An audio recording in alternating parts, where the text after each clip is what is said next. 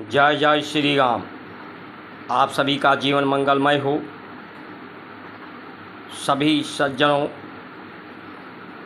महानुभावों, संत वृंद जनों का मैं हार्दिक अभिनंदन, वंदन एवं स्वागत है। आज आप सभी महानुभावों को भारतीय परंपराओं,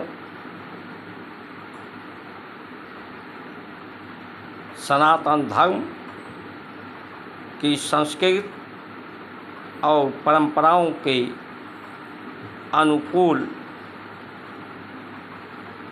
जो परम धर्म है, सबको यथार्थ से, सत्य से, वास्तविकता से अवगत कराना है। उस धर्म निर्वाहन की श्रृंखला में, कर्तव्य परायणता के श्रृंखला में, सत्य निष्ठा के श्रृंखला में आप सभी महानुभावों का सहयोग करने की लिए मैं निवेदित करना चाहता हूँ कि उस यथार्थ से अवगत हूँ जो भारत की संस्कार संस्कृति है, वो सत्यवादी परंपराएं हैं। परम अहिंसा के मार्ग पर चलने वाला सतपथ है। सत्य निष्ठा, सच बराबर तप नहीं कि झूठ बराबर पाप, जाके हृदय साच है ताके हृदय आप। इन परंपराओं का निर्वाहन करने वाला भारत है। लेकिन आज उस सत्यवादी अहिंसा, परम अहिंसावादी विचारधाराओं को हजारों वर्षों से कुचला गया है, छत विक्षित कर दिया गया है। विदेशी आक्रांतों के द्वारा पूर्व में किया गया है और आज अपनों ने भी उसी को प्रोत्साहित करने का कार्य किया है और कर रहे हैं। इससे आपको अवगत कराना है।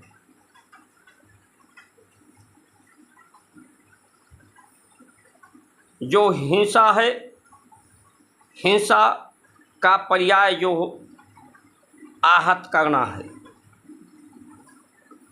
जिससे आहत हो, हताहत हो लोग, वही हिंसा के श्रेणी में आता है, वही झूठ असत्य के श्रेणी में आता है।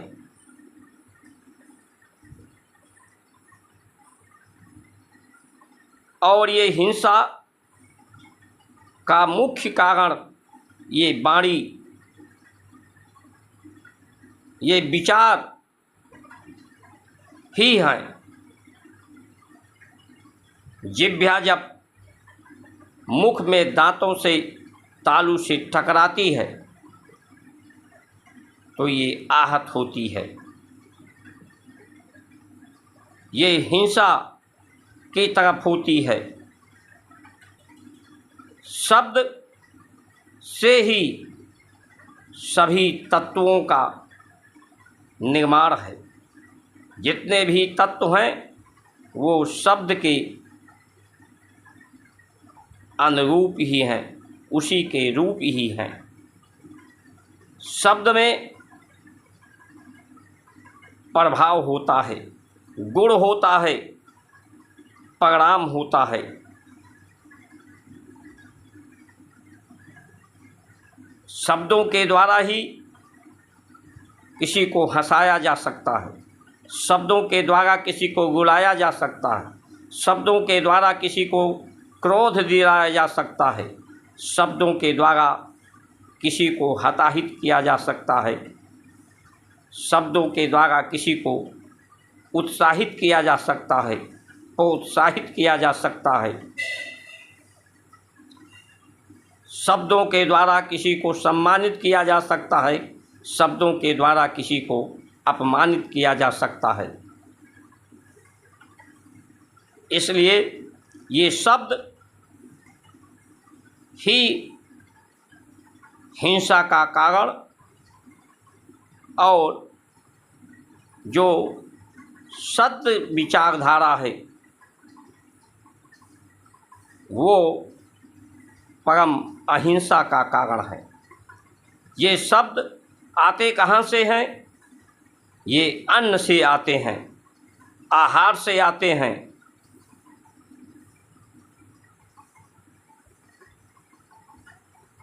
अन्न धरती से आते हैं। धरती पर कहाँ से? धरती पर ब्रह्मांड के माध्यम से, प्रकृति के माध्यम से। जो ब्रह्मांड है, जो परम तत्व है, उस परम तत्व से ही सभी तत्वों की संरचना है। प्रकृति और ये धरती से आते हैं। इसीलिए हमारे ऋषियों ने प्रकृति की बात कही कि प्रकृति सुरक्षित है, संरक्षित है, पवित्र है, सुगंधित है, तभी हम सुरक्षित रह सकते हैं, संरक्षित रह सकते हैं। यहाँ की संरचना सुरक्षित रह सकती है। उसी के लिए यज्ञ परंपराओं का निर्वहन, गौ आधारित खेती, प्राकृतिक खेती, वन आधारित जीवन, अधिक से अधिक वन औषधियों का, वन लकड़ियों का घर बनाने में ईंधन के रूप में, यज्ञ के लकड़ी के रूप में, वन औषधियों का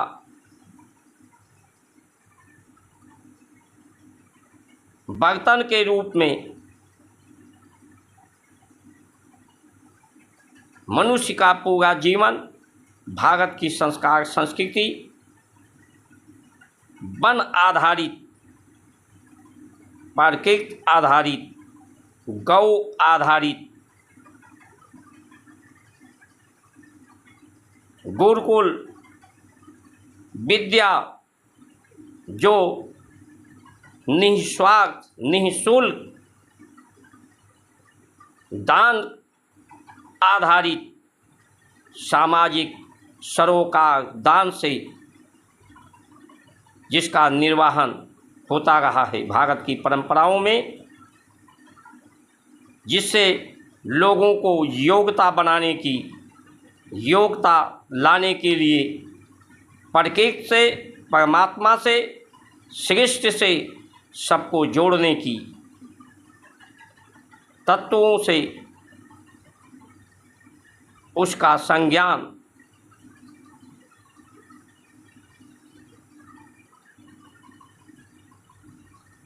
शरीर को सुरक्षित और स्वस्थ रखने के लिए, पवित्र रखने के लिए, प्रेम के लिए, सेवा के लिए, भक्ति के लिए, वैराग के लिए, अनुराग के लिए, ये सत्यवादी विचारधारा है। हिंसा को समाप्त कर परम अहिंसा का मार्ग है। जो समांतर व्यवस्था है, जो भेदभाव मतभेद को समाप्त करने वाली व्यवस्था है, अनेकता में एकता को पैदा करने वाली व्यवस्था है, अवशेष को विशेष, श्रेष्ठ और श्रद्धेय बनाने वाली व्यवस्था है।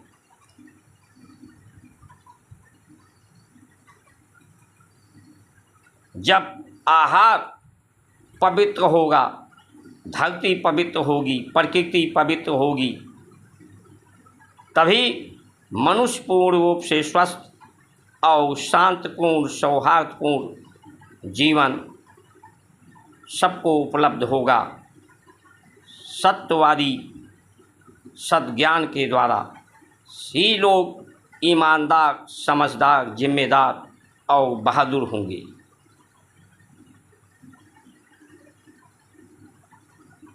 जिस इस सूत्र से, सिद्धांत से पूरे विश्व को एक साथ जोड़ने का, सबको एक साथ लेकर चलने का, निर्वहन करने का, परिवार के रूप में संयोजने का ये उत्तम मार्ग ऋषियों ने दिया। कहीं कोई बैर ना हो, विरोध ना हो, बीमारी ना हो।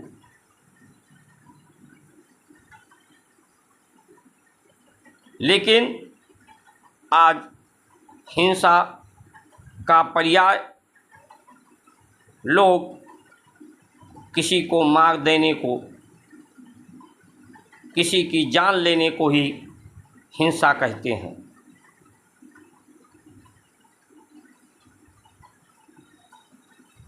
ये अगर हिंसा होती, किसी को मार देना, तो कृष्ण जो है महाभारत में अर्जुन को उपदेश ना देते, दीक्षा ना देते, उनके साथी ना बनते, उनके साक्षी ना बनते, उनके साक्षी ना बनते।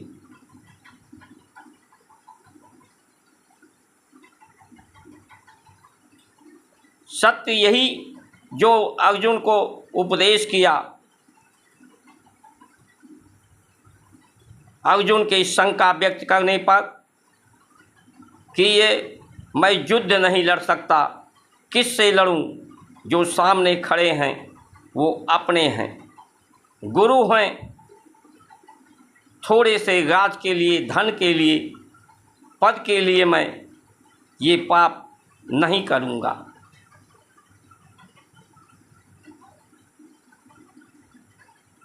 अर्जुन को जो दीक्षा दिया भगवान श्री कृष्ण ने कि तुम कुछ नहीं हो, तुम्हारा कुछ नहीं है, जब तुम कुछ हो ही नहीं। अगर तुम अपने को कुछ मानते हो तो ये तुम्हारी तुच्छता है। तो जब तुम कुछ हो ही नहीं, तुम्हारा कुछ है ही नहीं, तो तुम्हारे द्वारा कर्म कैसे होगा? कर्म नहीं होगा तो पाप कैसे होगा? जो सामने वाले खड़े हैं वो भी कुछ नहीं है, वो भी मैं ही हूँ, मेरे ही सत्य के अंश हैं, तुम भी सत्य के अंश हो। और सत्य को कभी मारा नहीं जा सकता, कभी मरता नहीं। सिर्फ सृष्टि के लिए, सुंदरता के लिए, कल्याण के लिए परिवर्तनशील होता है।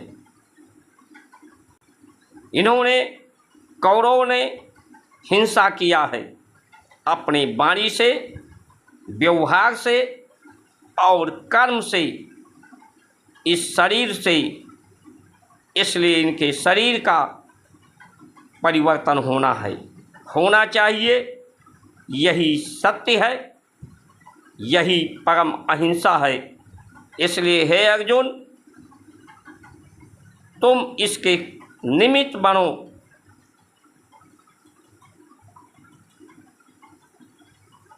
अपने कर्मों को, अपने आप को मुझी में अर्पित करो, समर्पित करो। ये सत्यवादी विचारधारा है, परम अहिंसा का मार्ग है। राम ने भी ऐसे ही किया, राम भक्त हनुमान ने भी ऐसा किया, उन्होंने भी, परशुराम ने भी ऐसे किया।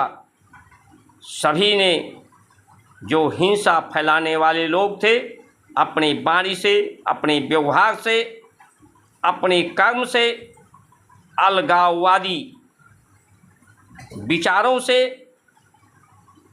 उन शरीरों को परिवर्तन करने की बात कि ये शरीर मिट्टी से आया है, मिट्टी में मिल जाएगा, प्राण चेतना और जो तत्व हैं वो तत्वों में मिल जाएंगे।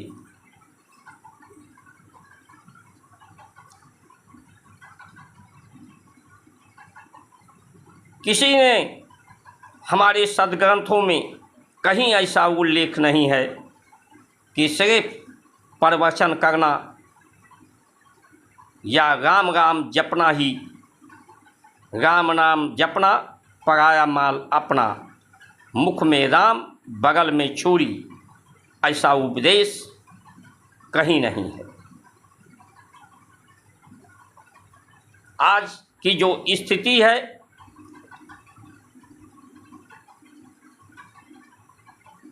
झूठ बोले तो जग पतियाए, सत्य कहे तो मारा जाए। आज की जो व्यवस्था, ये व्यवस्था भारत की नहीं है, भारतीयता नहीं है। ये भारत की संस्कार संस्कृति जगत से ऊपर है, जगत के गीत से ऊपर है। इसीलिए इसको उन्नति कहते हैं, इसे प्रगति कहते हैं। ये परम की तरफ इसकी गति है, ये परमार्थ की तरफ, पुरुषार्थ की तरफ इसकी मति है। इसका श्रद्धा और विश्वास, संकल्प इसका आधार है। जो लोग कहते हैं कि सबको समान अधिकार, समान व्यवस्था देने की बात करते हैं, वो सिर्फ इन्हीं भारतीय संस्कार संस्कृति सनातन धर्म के परंपराओं को ही समानता व्यवस्था दी जा सकती है। इसका विरोध करके नहीं दी जा सकती है। इसका विरोध करके जो देने की बात कहते हैं वो सिर्फ झूठ फैलाने की, भ्रमित करने का, स्वयं भ्रम में रहने का कारण है। वो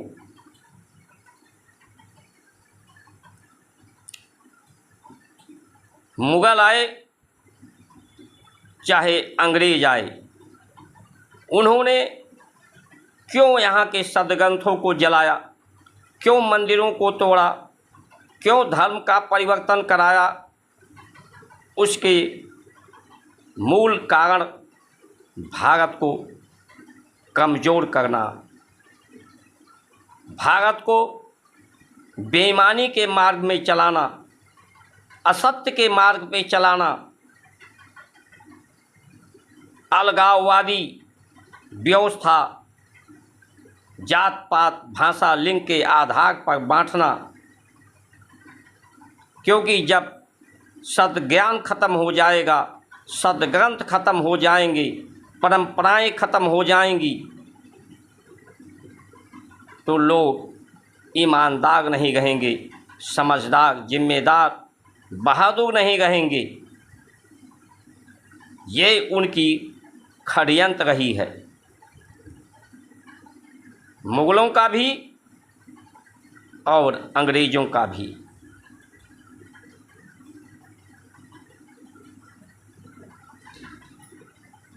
मुगलों के समय भी काफ़ी युद्ध हुआ। हमारे परम वीरों ने, महापुरुषों ने इस महान संस्कार संस्कृति, अनेकता में एकता वाली, समानता व्यवस्था वाली, शांति व्यवस्था वाली परंपराओं के लिए अपनी जान की आहुति दे दी। हंसते हंसते अपने सुख और परिवार को छोड़ा, त्याग दिया सब कुछ इस महान संस्कृति के लिए। वो युद्ध का समय था, अंग्रेज़ों के समय में भी, लेकिन आज ये अनुभव करने की आवश्यकता है कि क्या वास्तविक में जो हमारे महापुरुष जिस कार्य के लिए अपने प्राणों का बलिदान किए थे, स्वतंत्रता के लिए, भारतीय परंपराओं, संस्कार, संस्कृति के लिए, उनका उत्थान हुआ कि नहीं। अंग्रेज़ों के चले जाने के बाद अंग्रेज़ों के द्वारा जो बनाई गई व्यवस्था थी उसे समाप्त होना चाहिए था। गुरुकुल को समाप्त किया था, गुरुकुल पुनः स्थापित होनी चाहिए था। गौ हत्या पे पूर्ण प्रतिबंध होना चाहिए था। गुरुकुल के द्वारा सबको निःशुल्क विद्या देकर के सब में योग्यता लाने की बात होनी चाहिए थी। सबको सुयोग बनाने की बात होनी चाहिए थी। सबको ईमानदार, समझदार, जिम्मेदारी की तरफ देश को बढ़ाने का कार्य होना चाहिए था।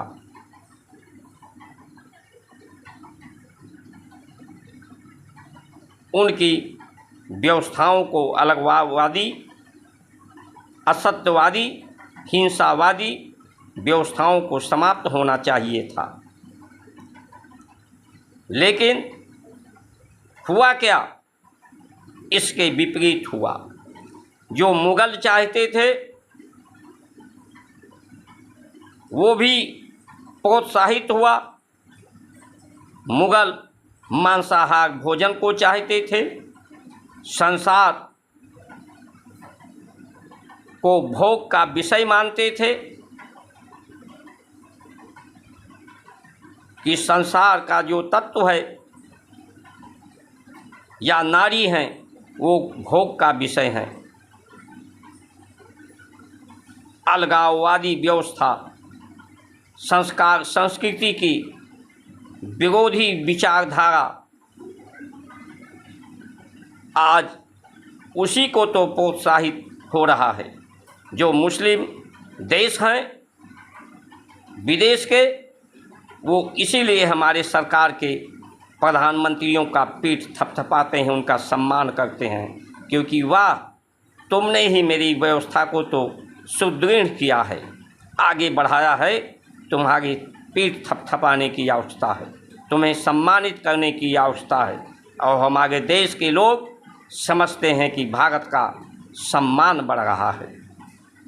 चाहे अंग्रेज के देश के लोग हों, वो भी हमारे देश के नेताओं का पीठ थपथपाते हैं, सम्मान देते हैं कि वाह रे भारतीय, जिस व्यवस्था को मैं वहाँ शासनकाल में नहीं बढ़ा पाया, वो व्यवस्था नहीं फल फूल पाई, उसी व्यवस्था को तुम आगे बढ़ा रहे हो। आज वही वन अधिनियम चल रहा है। ये वन अधिनियम कि जो लोग पेड़ लगाएंगे स्वयं काट नहीं पाएंगे, तो क्यों लगाएंगे?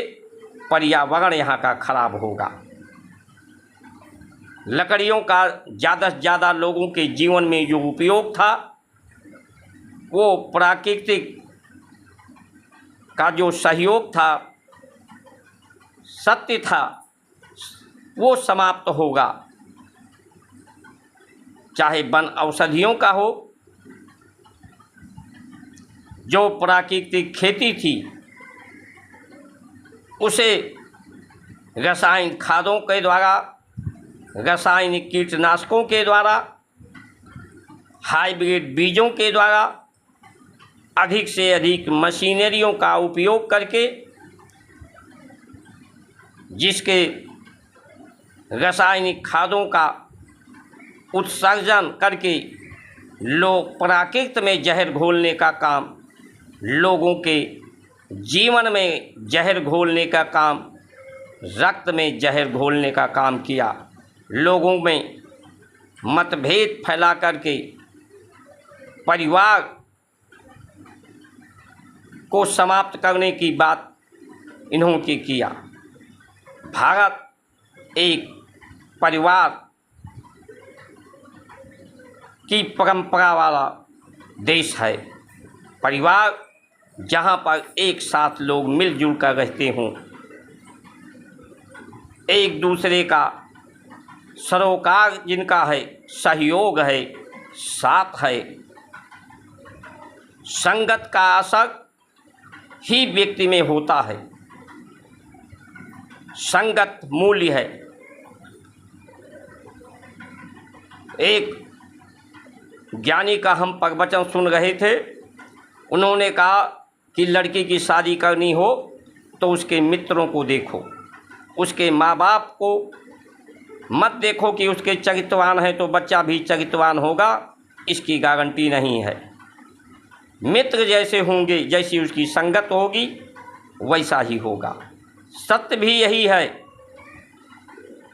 लेकिन जब आज की संगति ही बिगड़ गई है,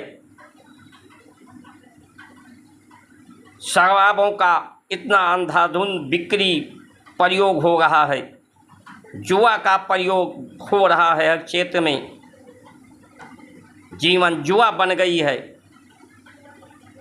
शेयर बाजार हो, राजनीति हो, व्यवसाय हो, तो कैसे उसकी संगत सही मिल पाएगी? कैसे लोग अपने लड़कियों का श्रेष्ठ वर्ग ढूंढ पाएंगे जब पूरी व्यवस्था ही चरमरा गई है? संगति वही पानी का बूंद गंगा में पड़ता है तो गंगा जल हो जाता है, बांस में पड़ता है तो बिलोचन हो जाता है, सीप में पड़ता है तो मोती हो जाता है, नाली में पड़ता है तो नाली का गंदा जल बन जाता है। संगति का बहुत बड़ा प्रभाव होता है। भारत की संस्कार संस्कृति संगति वाली है, सत्य की संगत करने वाली है। इसलिए सत्यवादी परंपराएं हैं, लेकिन आज उसका निर्वहन और स्वीकारता नहीं है। जो अंग्रेज़ों ने जो व्यवस्था बनाई थी, पुलिस एक्ट हो, वन अधिनियम हो, मोटर एक्ट हो, राजस्व एक्ट हो, न्याय एक्ट हो, शिक्षा पद्धति हो, न्याय व्यवस्था हो, स्वास्थ्य व्यवस्था हो, खान पान आहार की व्यवस्था हो, व्यापार की व्यवस्था हो, टैक्स इसीलिए उन्होंने लगाया था अधिक से अधिक भारतीय चीज़ों पर, वस्तुओं पर, कि यहाँ की महंगी हो जाएं, यहाँ के उत्पाद महंगे हो जाएं टैक्स अधिक लगने से, और यहाँ के उत्पाद ना बिकें। अपने यहाँ के उत्पादों पर टैक्स फ्री उन्होंने किया था कि वहाँ के उत्पाद ज़्यादा से ज़्यादा बिक सकें। आज भी विदेशों के ही उत्पाद भारत में ज़्यादा से ज़्यादा बिक रहे हैं, तो बेरोजगारी कैसे दूर होगी? टैक्स अधिक से अधिक तत्वों पर लिया जा रहा है, एक बार नहीं, क्योंकि कोई भी तत्व खेत कर निकल कर प्रयोग में नहीं आता, उसका रूप परिवर्तित होता है। जितने बार उसका रूप परिवर्तित होता है उतने बार उस पर टैक्स लगता है, और ये टैक्स का पैसा नौकरशाही, राजनीति के वेतन भत्तों में खर्च हो जाता है 80%। कैसे समांतर व्यवस्था रहेगी? कैसे मतभेद भेदभाव समाप्त होगा? कहाँ से देश विश्वगुरु बनेगा? कहाँ से देश सामर्थ्यवान बनेगा, सुसंपन्न बनेगा, ईमानदार बनेगा, जिम्मेदार, समझदार, बहादुर बनेगा? आज ये जो रोना पर्चा लीक का हो, इलेक्ट्रल बॉन्ड का हो, भ्रष्टाचारी का हो, महंगाई बेरोजगारी का हो, न्यायालय में लंबित करोड़ों मुकदमों का हो, उसके पीछे सिर्फ जो विदेशी षड्यंत्र हैं, जिनको आज सभी पार्टियां, सभी लोग मिल के प्रोत्साहित कर रहे हैं, उनका साथ दे रहे हैं इस झूठ में, इस भ्रम को फैलाने में। इसलिए ये जो खुशी का सपना है, खुशहाली का सपना है, ये सबसे बड़ी बेईमानी का सपना है। आज की जो स्थिति है, रासायनिकों का अंधाधुंध प्रयोग, प्लास्टिक का अंधाधुंध प्रयोग, जो प्लास्टिक माइक्रो प्लास्टिक सूक्ष्म तत्व में मिलकर वायुमंडल में लोगों के रक्त तक पहुंच रहे हैं। जिस तरह से प्रकृति और ये धरती और ये सामाजिक सौहार्द सरोकार बिगड़ रहा है, देश विध्वंस की तरफ, विद्रोह के तरफ बढ़ रहा है।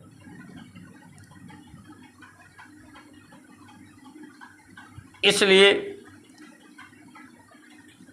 आज युद्ध की आवश्यकता नहीं, क्योंकि आज अपने ही लोग अपना बन करके परिवार की व्यवस्था को समाप्त कर रहे हैं। आज जात की लोग बात कर रहे हैं। जब एक जात, एक वंश के लोग एक छत के नीचे नहीं रह सकते, माँ बाप भाई, तो कहाँ जात की बात है। धर्म 2014 में जब चुनाव हुआ था तो जात नहीं, धर्म को सर्वोपरि करके देश की जनता ने सरकार चुना था। राष्ट्र को पर सर्वोपरि रखकर चुना था। 19 में इसमें दूसरे पार्टियों को मिला करके, एक तो जो इसमें लगे थे उनका मनोबल गिरा, और ये जो 2024 का चुनाव, इसमें धर्म पीछे रह गया, जात आगे आ गई। जो ये मौका था, अवसर था भारत के लिए कि इसे धर्म प्रधान, सत्यवादी विचारधारा, ईमानदारी वाली विचारधारा, भारतीय परंपराओं के बारे में उसकी विशेषता श्रेष्ठता को जनता से अवगत कराने का था। उस मार्ग के चलाने की आवश्यकता थी, उन व्यवस्थाओं को स्थापित करने की आवश्यकता थी।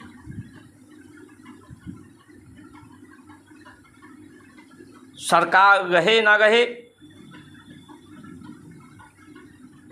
दोबारा जीतने की इच्छा को त्यागने की ज़रूरत थी। हम रहे ना रहें, माँ तेरा व्यवस्था परंपराएं अमर रहें, इसके लिए काम करने की ज़रूरत थी। लेकिन दुर्भाग्य ऐसा नहीं हो पाया। इसलिए आज के समय में सभी साधु संतों, सज्जनों, वृंदों, सभी भारतीयों को विचार क्रांति की आवश्यकता है। विचार क्रांति और संचार क्रांति के माध्यम से ही ये विदेशी नीतियाँ, विदेशी व्यवस्थाएं, विदेशी शिक्षा व्यवस्था जब तक समाप्त नहीं होगी, तब तक महंगाई, बेरोजगारी, भ्रष्टाचार, बीमारी, ये भीड़ की आबादी का बढ़ना रुकेगा नहीं, और प्रकृति का तांडव शुरू होगा अगर ऐसा विचार क्रांति नहीं आ पाई तो। इसलिए युग परिवर्तन का समय, सभी सचेत हों, जागृत हों। इन्हीं वचनों के साथ आप सभी का सुमंगल कामना करते हुए जय जय श्री राम।